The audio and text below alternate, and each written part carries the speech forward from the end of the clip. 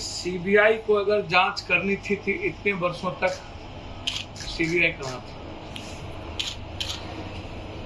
इसके पीछे क्या कारण? किस प्रलोभन में और किनके गुप्त समझौते पर आज तक सीबीआई ने कार्रवाई नहीं की? इसका मतलब कहीं न कहीं गुप्त प्रलोभन थे, सांठगांठ था और सीबीआई ने कार्रवाई नहीं की।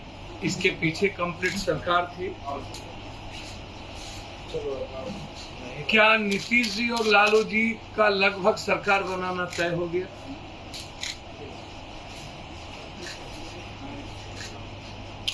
कौन है दोनों तरफ विभीषण?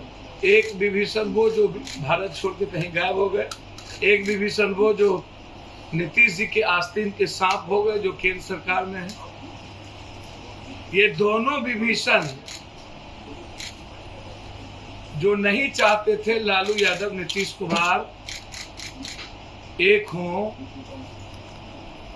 लालू नीतीश कुमार जी की सरकार का निर्णय एक साथ आना सीबीआई इंक्वायरी के रेट का सबसे बड़ा कारण, ये आप समझ लें। मतलब अब सीबीआई तोता नहीं रह गई, सीबीआई गिद्ध बन गई, गिद्ध। सब कुछ प्लान में। और अब तो ये ऐसा लगता है कि नीतीश कुमार जी भी टारगेटेड हो चुके हैं और नीतीश कुमार जी को भी बीजेपी नहीं बख्शेगी। तो बहुत क्लियर है कि सीबीआई रेड के पीछे सिर्फ नीतीश और लालू यादव जी का सरकार बनाने का निर्णय, एक साथ आने का निर्णय, और इतने दिनों के बाद सीबीआई जिस समझौते के कारण दूर थी, सीबीआई ने उस समझौते को गिद्ध दृष्टि की तरह सरकार इस्तेमाल किया और आगे इससे भी खतरनाक सीबीआई की इस्तेमाल हो। सोनू जी की पूरी, जो मैंने उस दिन भी कहा था कि सोनू की पढ़ाई सीबीएसई बिहार ने इंडिया के नंबर 1 to 10 में स्कूल में वो जाएंगे। अभी आपको पता होगा मैंने पूर्णिया के प्रख्यात विद्या विहार आवासीय विद्यालय के प्रबंधन के सहयोग से मेरी बातचीत हो चुकी है और उसमें याद होगा यूपीएससी टॉपर शुभम कुमार जी की शुरुआती पढ़ाई भी उसी स्कूल से हुई, विद्या विहार से ही। विद्या विहार ने बहुत सारे टॉपर स्टूडेंट को दिए।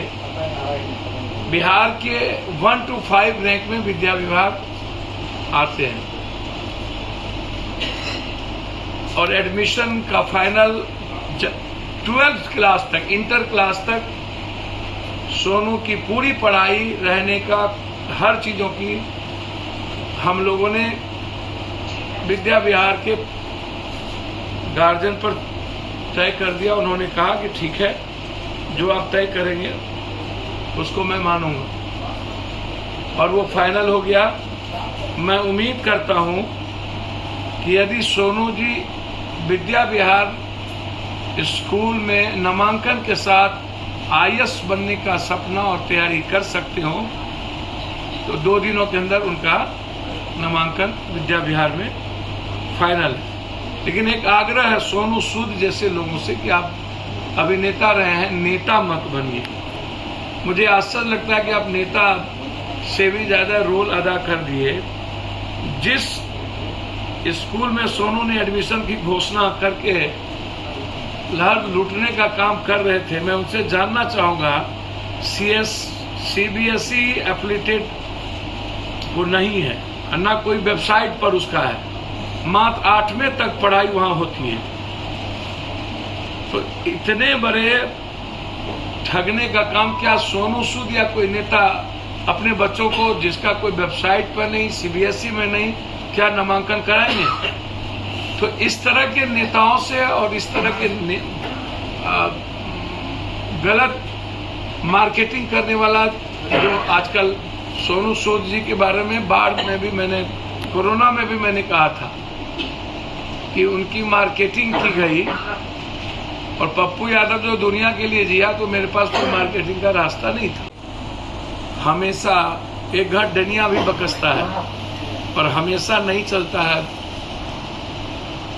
एक ही बार काट की हंडी चढ़ती है। अब दोबारा चढ़ाने का प्रयास किया। ये बिहार का बेटा है और जब तक मैं जिंदा हूँ, जितना माझी परिवार को आज तक 10,000 रुपया मंथली पप्पू यादव की तरफ से, दशरथ माझी को आज तक 10,000 रुपया जाता है, 2 लाख रुपया व्यवसाय के लिए मैंने उस परिवार को दिया था, दशरथ माझी को। तो ऐसे हजारों बच्चे हैं। इसलिए जब तक हम जिंदा हैं, एक सोनू नहीं, ऐसे जीनियस हजारों लाखों सोनू होंगे तो पप्पू यादव पिता की भूमिका निभाने को तैयार है। और किसी की जरूरत, ऐसे लोग जो सिर्फ सुर्खियों में रहना चाहते हैं, अपनी दुकान चलाना चाहते हैं, मीडिया ट्रायल जैसे चीजों को, ऐसे लोगों की जरूरत बिहार को नहीं।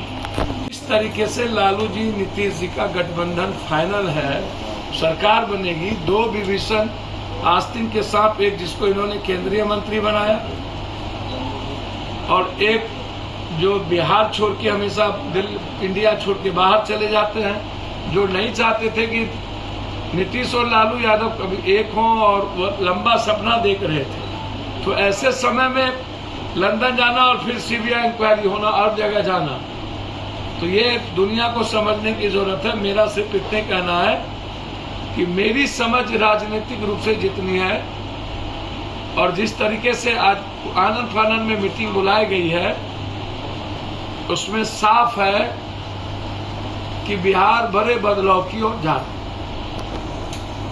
DND न्यूज के माध्यम से अब आप पल पल की खबरों से रहेंगे अपडेट। इसके साथ ही अगर आपने अभी तक चैनल को सब्सक्राइब नहीं किया है तो कृपया कर लें और वीडियो अच्छा लगने पर लाइक और शेयर जरूर करें।